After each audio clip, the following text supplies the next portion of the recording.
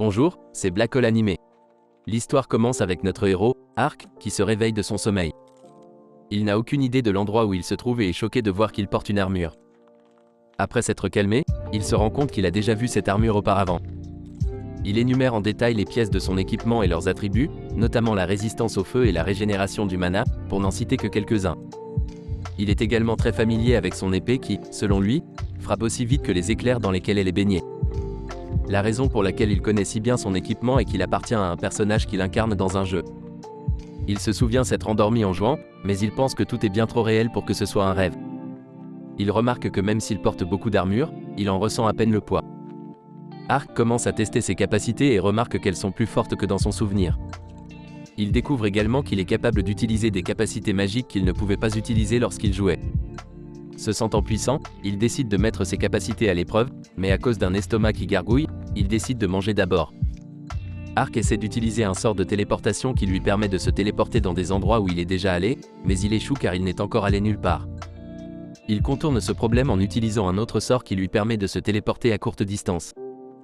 Il s'arrête près d'une grande étendue d'eau et voit son reflet. Ark est surpris de voir que son visage n'est qu'un crâne et se souvient qu'il avait choisi un squelette comme avatar. Il craint que les habitants de la ville ne le considèrent comme un monstre et a l'intention d'éviter de provoquer une quelconque agitation en gardant son casque sur lui lorsqu'il est en présence d'autres personnes. En marchant dans la ville, il remarque que ce monde semble être plus médiéval et ne pas avoir beaucoup de fantaisie. Il sent l'odeur d'une nourriture délicieuse et réalise qu'il doit trouver un moyen de gagner de l'argent. Il continue à errer et écoute la fin d'une altercation. À sa grande joie, il constate qu'il y a un peu de fantaisie dans ce monde après tout lorsqu'il remarque que la femme qui se dispute est en fait un elfe. Il tente de suivre l'elfe mais la perd instantanément et se retrouve devant une guilde de mercenaires. Il se souvient que dans le jeu, il peut gagner de l'argent en accomplissant des quêtes données par la guilde, mais seulement après avoir obtenu une licence de mercenaire. Le greffier lui dit que pour obtenir la licence, il doit passer une épreuve en chassant 3 bêtes, monstres ou bandits et revenir avec une preuve. Ark se lance dans son voyage et l'homme au comptoir suppose une histoire profonde sur Ark. Il dit qu'Ark est forcé de faire du travail de mercenaire pour payer pour son enfant malade. Plus tard, nous voyons qu'Ark a terminé le test mais s'arrête sur le chemin du retour lorsqu'il voit que 2 femmes sont attaquées par un groupe de bandits.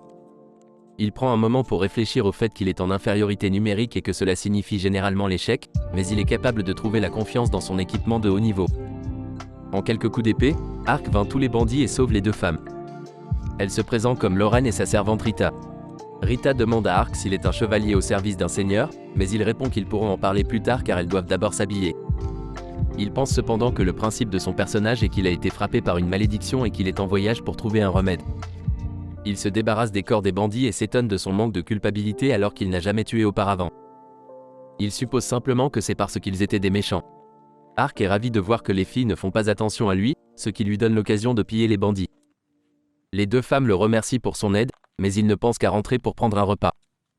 Sur le chemin du retour, elle le remercie à nouveau et Ark remarque le regard admiratif de Lorraine alors qu'il se présente formellement. Il arrive à la guilde et le greffier l'informe qu'il doit toujours penser à prendre les pierres runiques des monstres qu'il tue car elles peuvent être transformées en objets magiques et en armes. Il donne à Ark sa licence et lui montre le minable tableau des quêtes en lui expliquant que les meilleures quêtes sont pour ceux qui rejoignent une guilde de mercenaires. Ark savoure enfin son repas et se réjouit pour le jour suivant où il commencera à faire des quêtes. Le jour suivant, Ark fait son premier travail qui est de garder quelqu'un qui collecte des herbes. Il se rend à la maison de la jeune fille qui a posté le travail sur le tableau, nommée Marka, qui est choquée de voir une personne aussi imposante à sa porte. Ark nous explique ensuite que s'il a choisi un travail aussi banal, c'est pour ne pas risquer d'exposer son identité en attirant trop d'attention sur lui. Marka exprime alors ses doutes sur la raison pour laquelle un chevalier à l'allure aussi prestigieuse accepterait son travail et il ment simplement en disant qu'il s'intéresse à la cueillette des herbes. Il dit aussi accidentellement à voix haute que c'est une quête de début de partie parfaite pour commencer. Marka est un peu pressée et les 2 se lancent dans leur quête. Le père de Marka est mort il y a 2 ans et cueillir des herbes était son travail, alors maintenant elle veut aider sa mère en le faisant à sa place. Ark est étonné par sa noblesse et pense qu'à son âge, il ne faisait que jouer à des jeux vidéo et qu'il n'a jamais cessé de le faire. Marka commence à examiner les plantes à proximité quand Ark remarque du mouvement dans les buissons. Il s'approche avec précaution pour trouver un petit animal ressemblant à un écureuil qui est blessé. Ark tente d'utiliser un sort de guérison pour la première fois et réussit à le soigner. Marka remarque que l'animal semble vouloir le suivre et recommande de lui donner un nom. Ark semble être très mauvais dans ce domaine car il essaie de l'appeler tofu frit ou tempura. L'animal semble cependant heureux et Ark décide finalement de l'appeler Ponta. De retour au village, Un chasseur est extrêmement préoccupé par l'apparition d'un mystérieux monstre bien différent des sangliers qui parcourent habituellement la région. Sienna, la mère de Marca, arrive et l'un des chasseurs lui explique qu'il a vu Marca quitter le village. Il mentionne également combien il est dangereux d'être dans la forêt maintenant, mais elle ne devrait pas trop s'inquiéter car il a vu Marca partir avec un chevalier. Nous voyons ensuite Marca et Ark arriver à leur destination, l'arbre Kobumi. Alors que Marca s'approche de l'arbre, elle est attaquée par un monstre féroce. Ark parvient à la sauver quelques secondes avant d'être écrasé mais doit réagir rapidement lorsque le monstre crache un brouillard toxique de sa bouche. Ark analyse son adversaire et détermine qu'il est capable de cracher du brouillard, a des griffes paralysantes et peut se pétrifier. Le combat fait rage et Ark doit utiliser les capacités de son bouclier pour éviter d'être pétrifié. Quand il en a enfin l'occasion, Ark utilise une puissante compétence de combat appelée Jugement pour transpercer le monstre et mettre fin à sa vie. Il est une fois de plus surpris par l'ampleur des dégâts qu'il est capable de faire.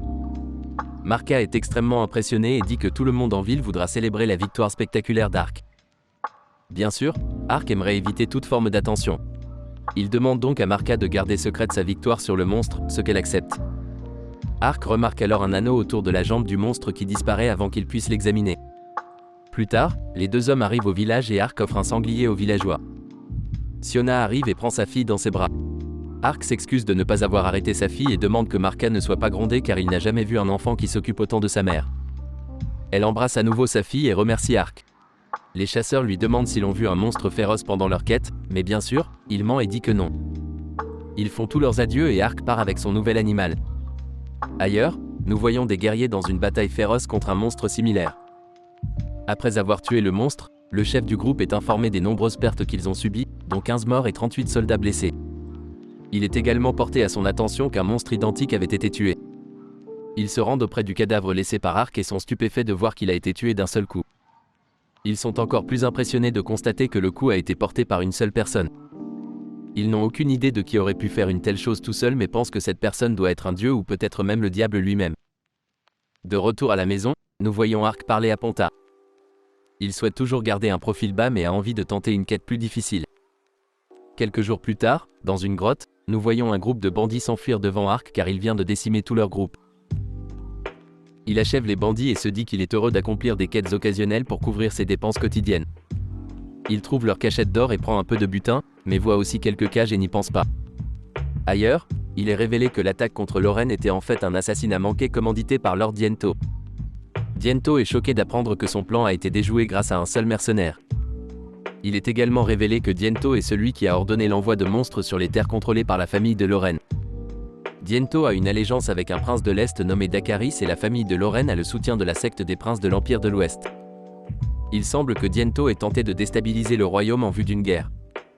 Cependant, le plus important pour Diento est de s'assurer que son opération illégale d'esclavage se déroule sans problème. De retour à la grotte, Ark est attaqué par une femme.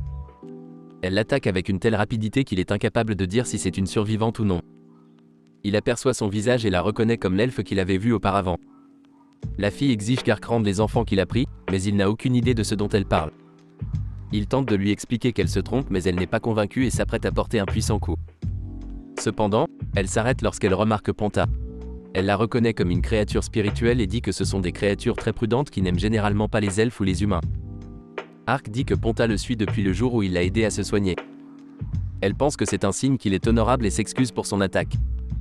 Elle l'informe qu'elle poursuit des bandits qui chassaient les elfes et il repense aux cages qu'il a vues plus tôt.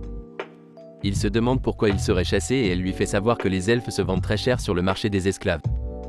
Il propose de l'aider de quelque manière que ce soit, mais elle refuse en disant que c'est une affaire d'elfes et qu'elle ne demanderait jamais l'aide d'un humain. Elle s'en va mais Ark n'est pas découragé pour autant, affirmant qu'il s'agit d'une de ces quêtes événementielles où l'on aide une belle elfe. Le lendemain, le greffier de la guilde l'informe de la partie de la forêt où résident les elfes et il part à la recherche de la jeune fille. Il tombe sur un groupe de bandits qui pourchassent un jeune elfe. Nous voyons alors que le chef du groupe est le fils de Diento, Udalon. Il tourmente la fille et la fait mettre dans le chariot avec d'autres qui sont destinés à être vendus. Udalon continue à harceler les filles et Ark ne peut plus rester sans rien faire. Alors qu'il est sur le point de passer à l'action, l'elfe de la nuit précédente arrive et exige qu'il libère leur ravisseur.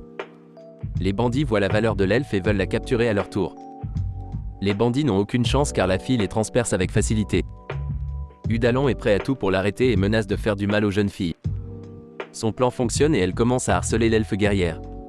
Au moment où elle commence à perdre tout espoir, Ark se téléporte instantanément derrière Udalon. Il sait qu'il a promis de ne pas se mêler des affaires des elfes, mais il dit qu'il est là pour aider. Les deux travaillent ensemble et vainquent les bandits. La guerrière elfe tente toujours de refuser son aide mais se montre utile en libérant les filles de la cage. Elle remarque alors que les filles ont des colliers qui volent leur mana et qu'elle n'est pas capable de les enlever ici. Cependant, la jeune fille est stupéfaite de voir que Ark est capable d'utiliser des sorts puissants pour enlever les colliers et guérir leurs blessures. Elle envoie alors un message avec un oiseau pour que les filles soient récupérées par ses camarades.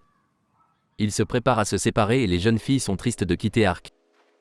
Cependant, il leur assure que s'ils ont des problèmes, il viendra les aider.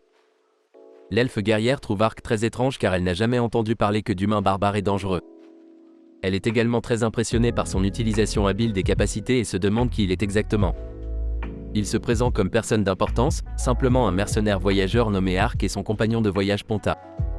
Elle se présente finalement comme la guerrière elfe Ariane et remercie Ark pour son aide. Un oiseau messager arrive et dit à Ariane de revenir immédiatement car son groupe a l'intention de sauver d'autres esclaves. Ariane reconfirme alors que Ark est un mercenaire et demande si elle peut l'engager immédiatement. Mais c'est là que se termine cette vidéo. Faites-moi savoir dans les commentaires si vous souhaiterez voir la suite de cette série. Merci d'avoir regardé Black Hole Animé, n'oubliez pas de vous abonner, et à la prochaine fois.